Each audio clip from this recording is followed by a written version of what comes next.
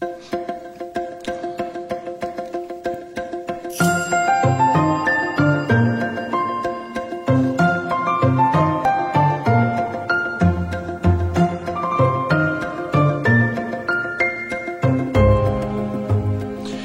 thing about doing a podcast, you really have to learn how to speak. And one of the things I've been using is tongue twisters, and the tongue twisters have really helped me out.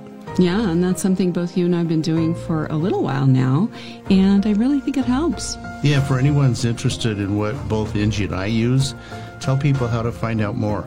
Well, you can find the book on Thought Row Podcast Store, and we will have recommendations on what we believe the best book to help anyone improve their speaking skills. Yeah, check it out. I have to say it's really helped me, and in fact, it still helps me.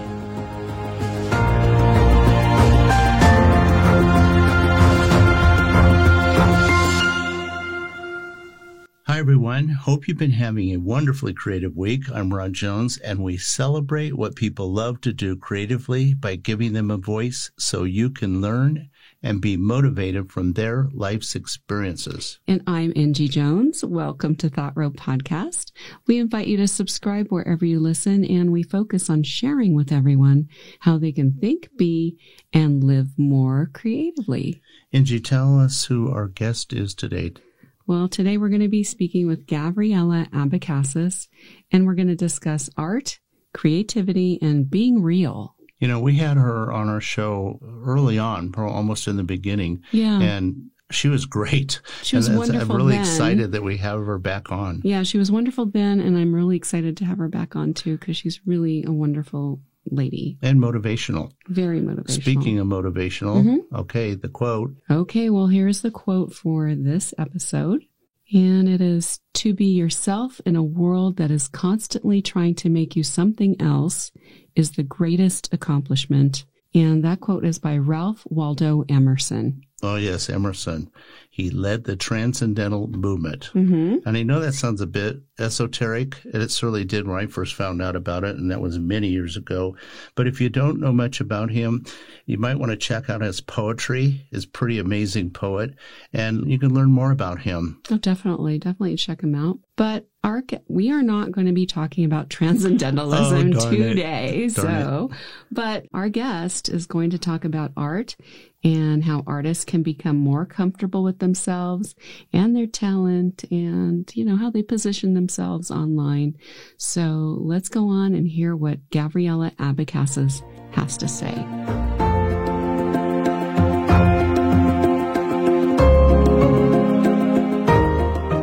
Gabriela, a big welcome back. We had the pleasure of chatting with you early in, I believe it was season 1, and you are a great guest to have on a podcast. So true. Hi, Gabriela. We remember how inspiring and motivational your thoughts and ideas were for us and our listeners, and so glad you could come back and join us again.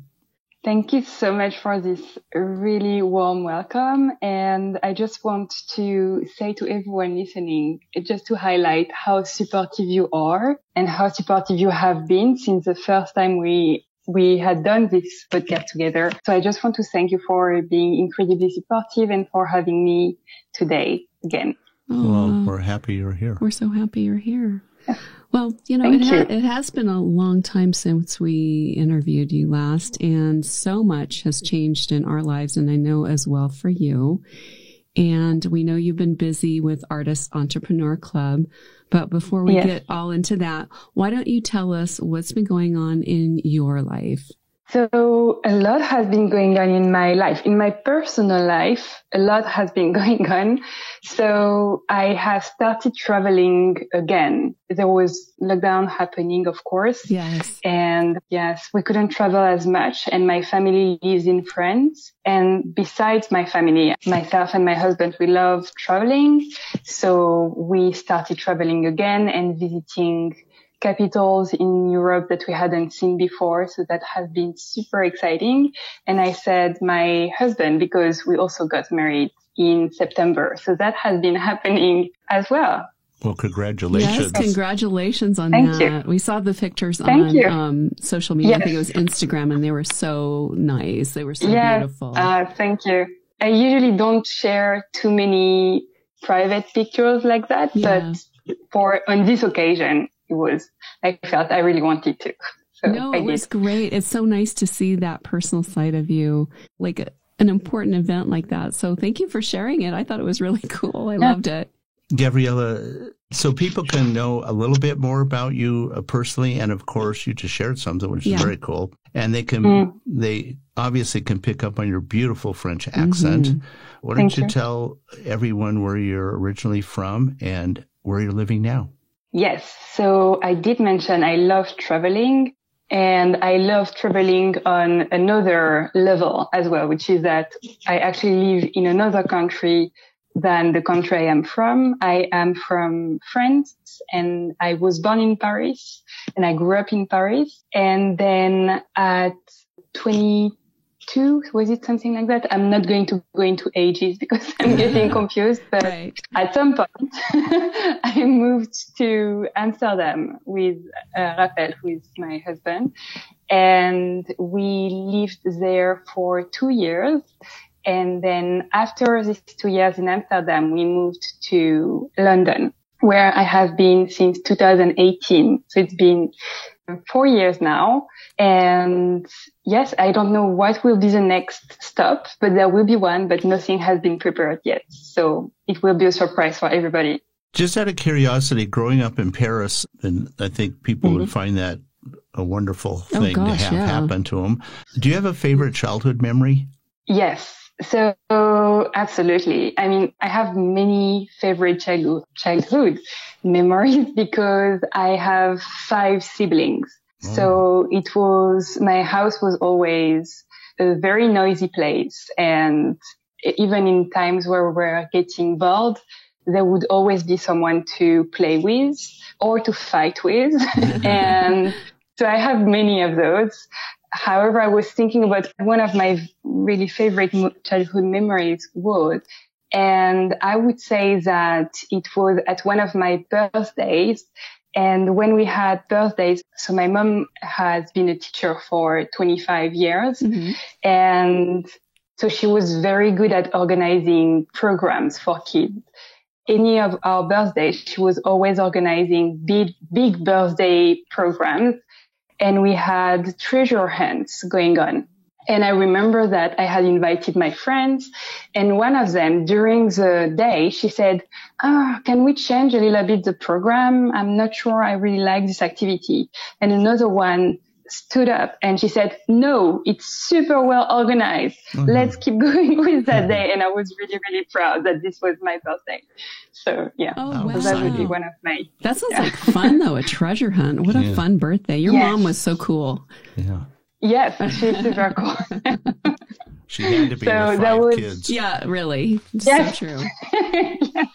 So true. We had a teacher at home for sure. Yes. We couldn't get bored. Well, thank you for sharing that. That was such a sweet memory. But now that everyone knows you a little bit better, let's move on to our interview. And I know you're best known for being a very creative and innovative thinker. Thank you. You're welcome. Why don't you share with us what Artists Entrepreneur Club is all about? So I am going to rather share what is the main goal of the Artist Entrepreneur Club, because when an artist joins the Artist Entrepreneur Club, they are going to go through very different stages and very different steps on their journey to sell art online. But the main goal of the Artist Entrepreneur Club is for artists to grow their audience of art buyers and to sell them their artworks. And so that's actually growing the audience of art buyers is a very, very important step that I have added to the club, because I noticed that a lot of artists were telling me, well, I understand how to sell the artworks, but people are not here listening. So we first work on growing the audience and then on selling to them. The reason I started doing the Artist Entrepreneur Club is that my background is in art galleries. So I worked in art galleries for 5 years. Mm-hmm. And while I was there, I realized that most visitors coming to the gallery were artists who wanted to work with the gallery. And at the same time, I was on the side of the gallery team, seeing that it was very, very difficult for these artists to start this collaboration. So I saw that there was something missing, and I really wanted to allow artists to be able to create their own opportunities by selling their artworks independently. So that's how I started the club. Okay, that's really a good thing. That way you're empowering the artists to take hold of what they're doing instead of just relying on only galleries or shows, Absolutely. I guess. Yeah. Well, all artists need help marketing. Oh, yeah. They're not born marketers by any definitely stretch. Not. And the fact that you're there for them, that's very exciting. It's also kind of exciting that Thank you. You developed this. This is something that you created and you made happen, and a lot of people have benefited from it. Mm-hmm. But, when we had you, go ahead. What were you going to say? Sorry, I think there is something I was taught as a child. Sometimes it was good, sometimes it was also bad, that if I wanted to have something, I had to create my own opportunities. And on the long term, that definitely has been a strength. So when I was in art galleries seeing these artists, I was really in a position where I wanted to tell them, you have to create your own opportunities. There is always a way you can create these opportunities, and you have that power. So that's really an energy that I try to carry with me. Well, I think it's very interesting because you were on the side where most artists walk in and are trying to convince the gallery to take on their work. Yes. So they have to try to sell themselves to the best they can. Yes. But it also helps if you've got wise people in that gallery that can recognize talent when they see it. But it sounds Absolutely. to me, or looks to me, like you're bridging that network. You've created quite a way for artists to have a better understanding of how to articulate their talent and their expertise. Yes. When we had you on the phone to schedule this episode, we discussed the new direction that you're taking with the Artist Entrepreneur Club. You want to tell us a little bit about that? It sounded exciting to us when we heard you talk about it. Thank you. I always need things to change. I can't stay, myself and the membership that I run always have to evolve with what I can see the members' needs. And so it has changed a lot. And the focus of the Artist Entrepreneur Club was before about learning how to grow the audience and learning about how to find the art buyers and to sell to them, And actually, I realized that many amazing members who were very, very motivated kept coming to every training, but didn't have a chance or didn't find the motivation to actually implement and take action. And it's really important that artists in membership get more and more results from selling. So I changed not the goal, but rather the method in the Artist Entrepreneur Club. Mm-hmm. And now we are focusing on taking action daily. So the most important part of the Artist Entrepreneur Club is that they complete one action daily that is bringing them closer to their goal. And we still have the training, we still have the support and the part where we are learning, but only so it leads to taking action and to progressing towards the goal. So that's something that has been going on for 4 months now in the Artist Entrepreneur Club. And what was really exciting is that as soon as we started doing that and acting that way in the club, that's when there were more and more results for the artists, and that's where they really increased their sales.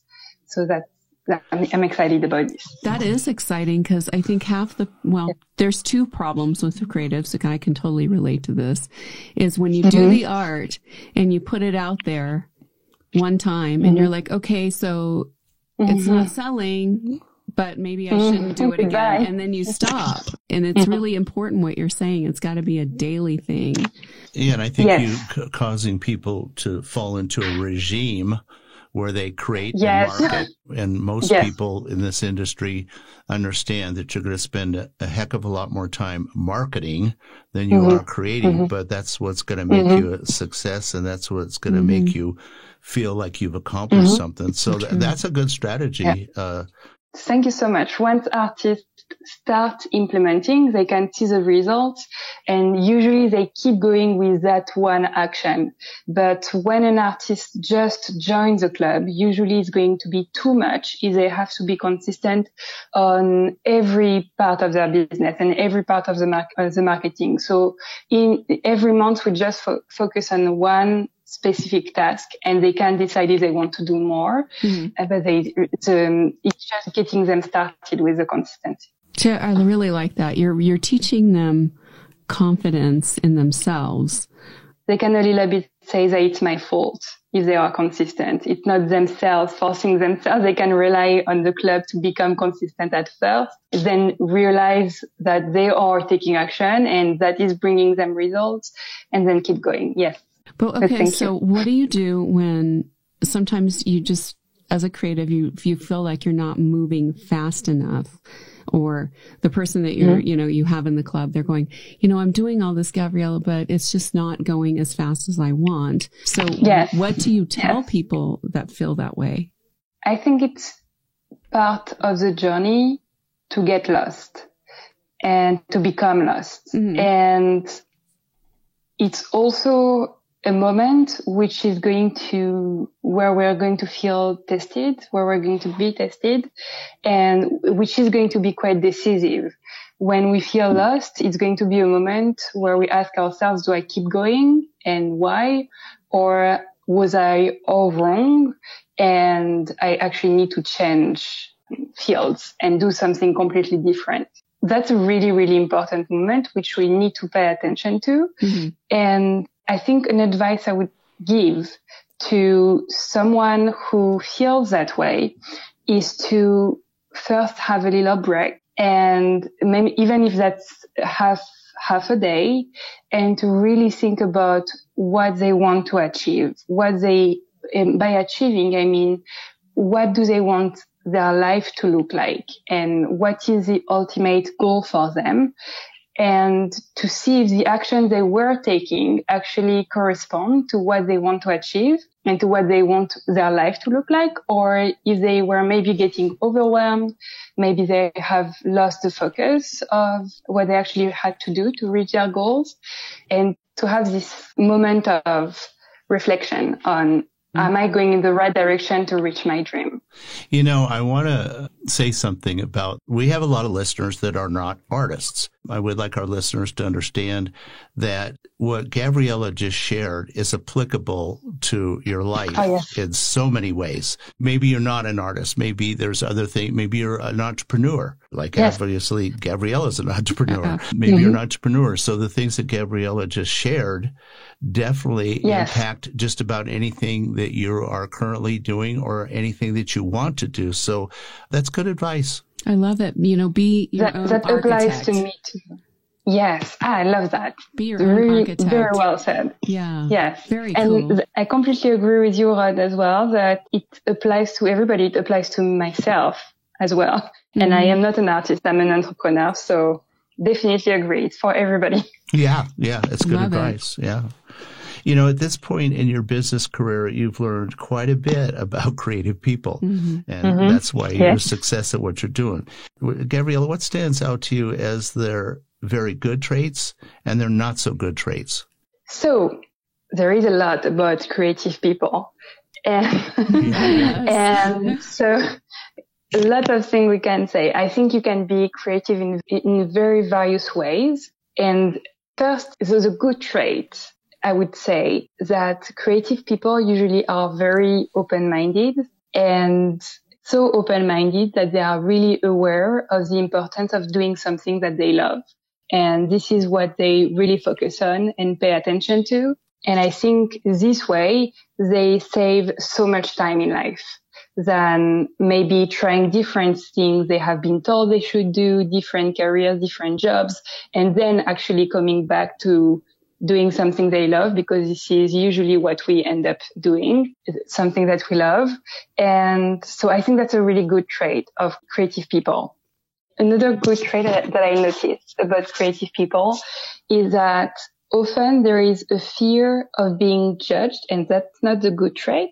But this fear really usually makes that creative people are very respectful of their clients because they understand that the respect is very important.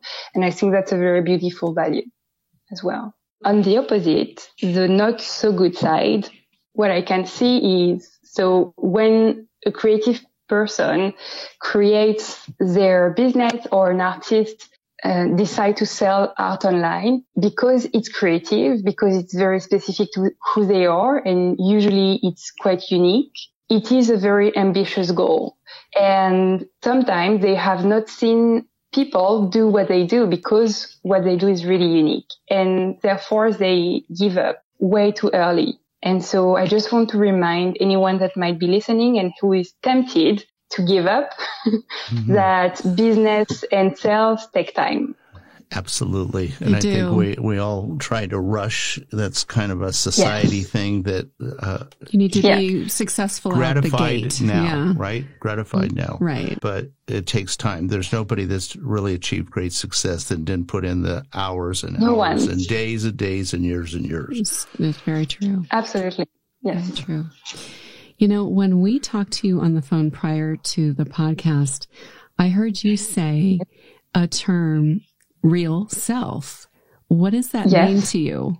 So this is very timely for me, this word. And I would say that because I've been through a moment, I'll talk a little bit about that later. I've been through a period where I was really thinking about who I really want to be. And by this term, real self, I mean that it's really important to stop listening to all of the noise there is out there and online. And by that, I mean that in the online space and in the art world and in probably every different field, there are lots of people who might share their own values and who might share their own morals. And it actually can be very subjective. And I think that we might tend to listen to these morals and values and lessons from other people as if it was something really universal, while actually it might not correspond to who we are in our life and our background. So that's what I mean. Listen to who you are and who you really want to be, who you are really excited about being, rather than getting too influenced by other people's lessons and values. And I'm saying that having made the mistake. Well, I think we all do that, but I love it because it's like pay attention to your own life and stop to getting distracted. Exactly. Listen to that still small voice inside you. Too often we look outside of ourselves for answers when all the answers are literally living inside us.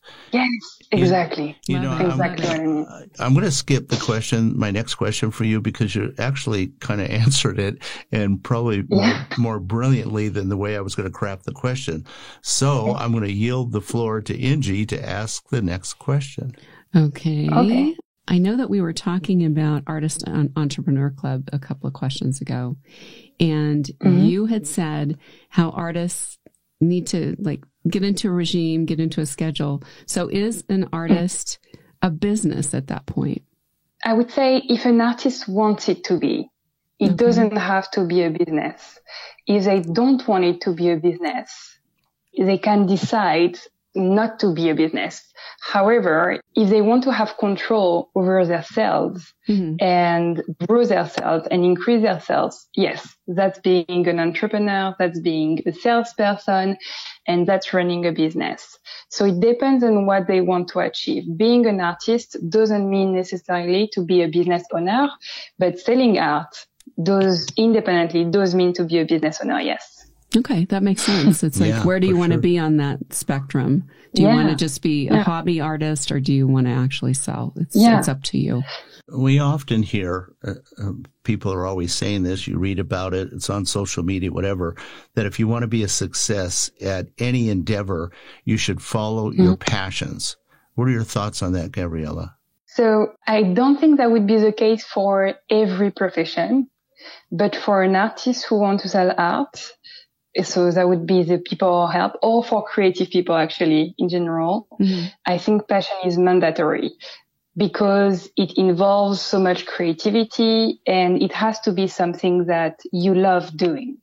Otherwise, there are other ways to make money and than being an artist, which will be easier actually.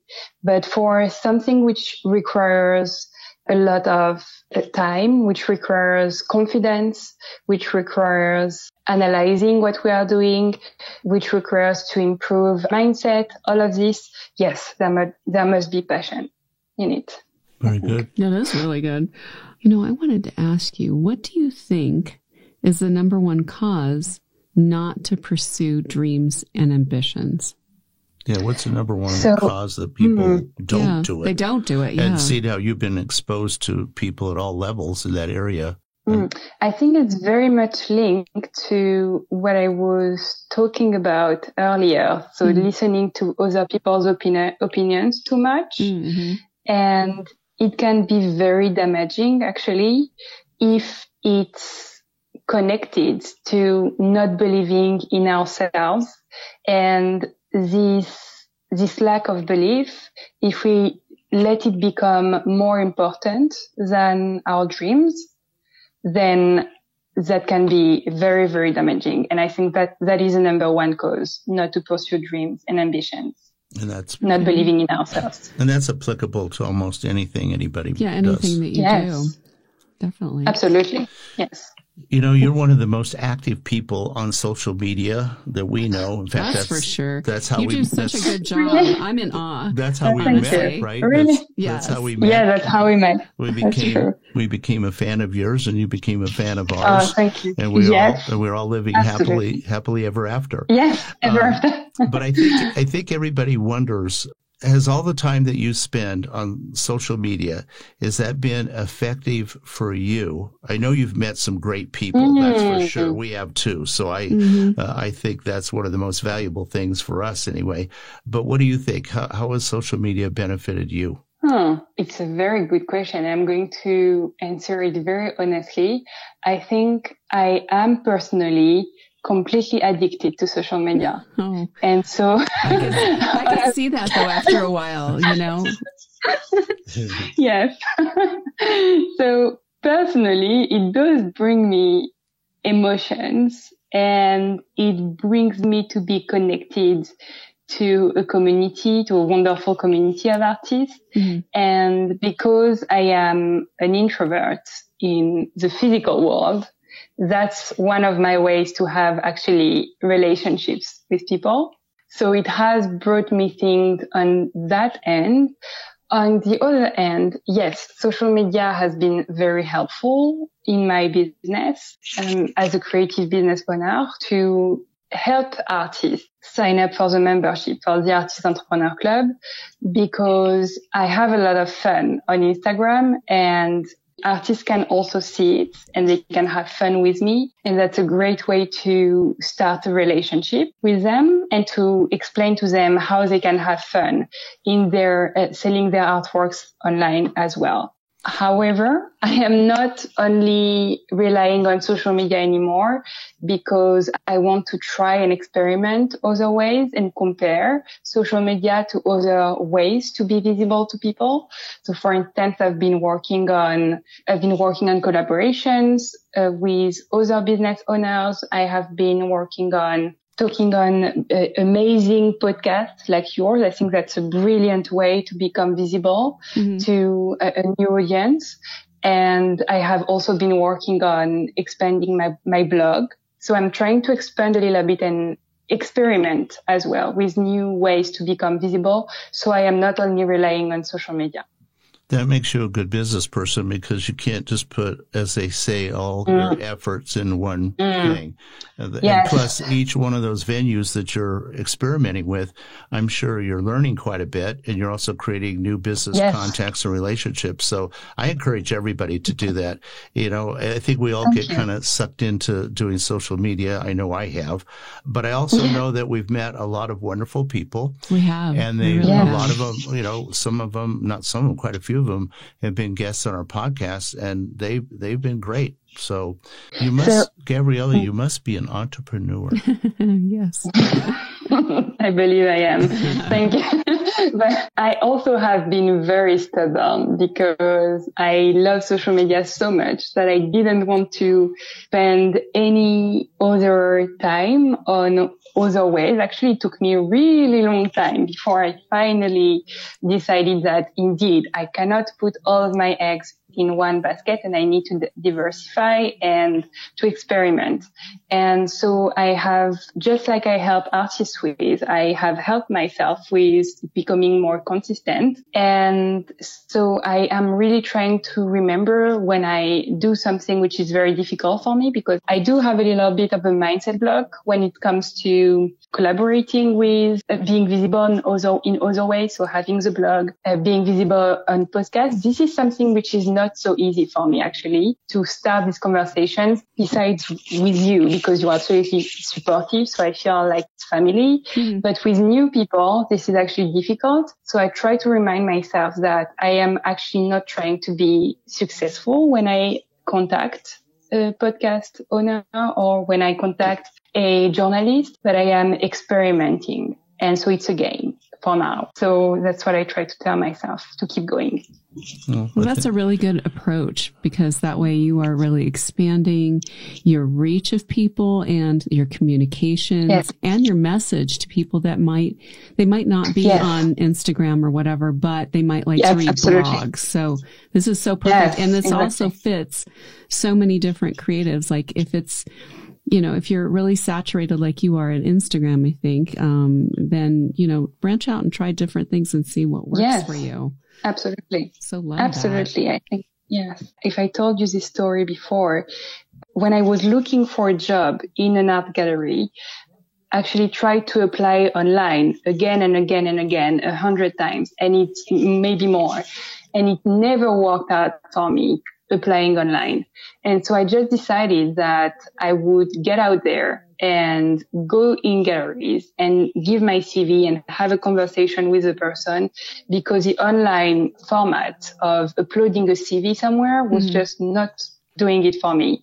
And I mean, that's a good example for me that if social media isn't the right platform for you, there is always another way, or always another solution, even if it's not online.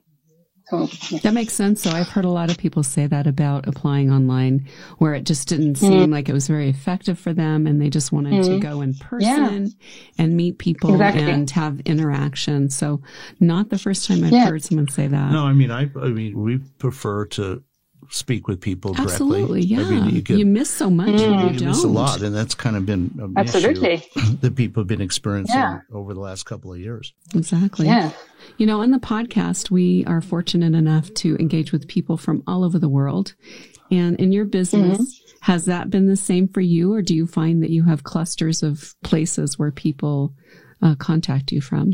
Maybe it's a story I'm telling myself, but I always say that I never fit anywhere. And so it's very, very important actually to me that the communities I am in are international and have different cultures and can have also different point of views on things. So yes, it's absolutely international. We, in the Artist Entrepreneur Club, actually in a few weeks, we're going to have a guest speaker who is from Spain, and his audience is Spanish and speaks Spanish, but I still wanted to have him on because he has different point of views and he's really good as well. So yes, to answer the question in a shorter way. Sorry. No, you're good. I think it's been, I know we've really enjoyed the opportunity to chat with people from all over the world. And then it's really interesting to find out where people are actually listening to our podcast. And some of these places they're listening to us from are pretty remote. I mean, you have to give credit to the internet. The magic of the internet has allowed us to reach an international audience as well. Obviously, it does for you. That's kind of exciting. I think we all benefit from that.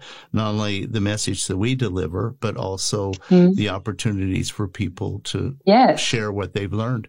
Yeah, exactly. It's magical. I can have conversations with people who are in India, who are in Africa, never like in the US. I could never have done that without the online space. So I find it magical. Yeah, I so like the true. word. It is magical. I love it. Magical. Exactly. So I highly suspect you're not one of those people that accomplish something and then sit back and relax.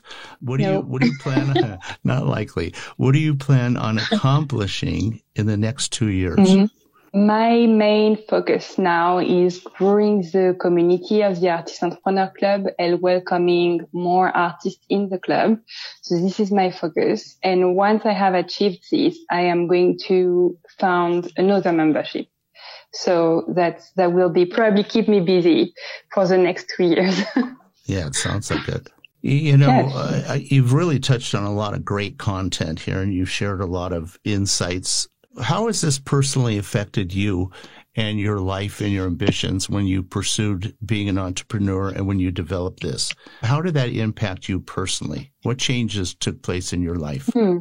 So do you mean when I started being an entrepreneur, how it has impacted my life? Yeah. So they are different reasons why I decided to be an entrepreneur and running my own business. When I was working in art galleries, I thought that I was going to be working with artists. And actually that doesn't happen very much. The main thing that were happening was that I was working with shipping companies and with museum staffs and with collectors, but very, very rarely with artists. And that was the reason I started working in galleries. I wanted to work with artists. And so that's one thing that changed. I suddenly found myself completely surrounded by artists, and that makes me very happy. And the second thing that has changed is that I have a lot of freedom on my time, and I can decide when I want to travel and when I want to get away from my desk when I need to without asking anyone for permission. Mm-hmm. And that definitely feels like freedom. You know, Angie's going to ask you one of our favorite questions in a couple of minutes, but I want to ask you one question, and perhaps you could give us a relatively quick answer. Does your husband like what you do, and is he very supportive? Yes. He's the most supportive person on us. I don't understand how he can be that supportive. So absolutely. He's incredibly supportive, and without him, I would not have the motivation I have. So absolutely. Well, you're very lucky. Yeah, you are lucky. You obviously married the right guy. Yeah. Yes. I wish everyone to find one person like him, because he's one of a kind, incredible person. That's so nice to hear. Well, lucky for me, I have that person in my life. So. Me too. Yes. Yeah. Me too. Yeah, we're both quite lucky. We're all in good company, I guess. You are lucky. You are both amazing. Absolutely. Okay, so well, I'm looking at our time, and so now I get to ask you the question we ask all of our guests when we get to the end of the show, and that is, if you could sit on a park bench and chat with anyone from the past, who would it be?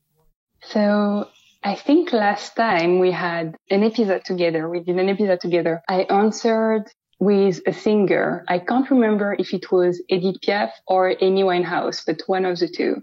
And I have been thinking about the answer I would give now. And I think I would like to sit on a park bench with one of my ancestors from the 19th century. And because I would like to know more about the people who came before me. And I think I would understand myself even more if I had the chat with them. That would be an interesting conversation for sure. Yes, we wouldn't speak the same language. It would be difficult. It would be different. That's so true. But also it would give you a kind of a reality on the history. I mean, you live in an area where there's been a tremendous amount of history. And if you talk to any of your ancestors, they would have actually lived it. So they would have had some very interesting things to say. Absolutely. Well, so that would be perfect. This sad to say that we're going to end this interview, but as both Angie and I knew, you are the ideal guest. And I would encourage other podcasters to have you as a guest because you're really quite brilliant. You're very entertaining. You're fun to listen to. But probably more importantly is you share a lot of really good knowledge that no matter if you're an artist or you're not an artist, there's stuff you're going to learn from listening to Gabriella. So thank you so much. We really appreciate you so being here with us. Thank you. Thank you. But I hope you know how much I appreciate you having me. Being so supportive, and sorry, I know I cut you off. No, you're good. That's okay. No, I wanted you to finish what you were saying. But now I need to let everyone know if you'd like to know more about Gabriella Abecassis, we will have links for her under the show guest tab on ThoughtRowPodcast.com so everyone can learn more about her. And please connect with her on social media and check out her website. Believe me, she will be there on social media. She will be there. Check out. But I have to say that your posts are very interesting and they go beyond entertainment. You actually are very informative. They're fun. And you share some very interesting and cool content. So follow her. You're on my favorites of all my podcast stuff. Am I? Oh, wow. This is an incredible compliment. I'm really pleased to hear that. And I'm trying to get to the point. So thank you so much for saying that. I really, really appreciate it. And I really appreciate you having me today. And I really appreciate the questions. I found them very beautiful. So thank you for preparing those beautiful questions. Oh, you're so welcome. Okay. Thank you, Gabriella. Until we talk again. Thank you.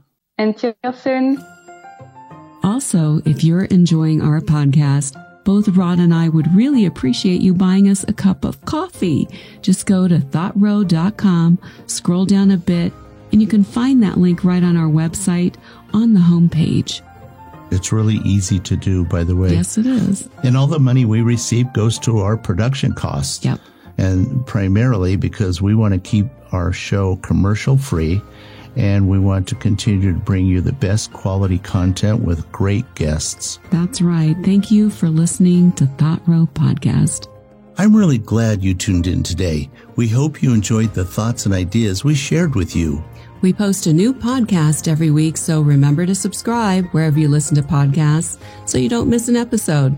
So it's bye for now from my husband Rod and I, wishing everyone a great day.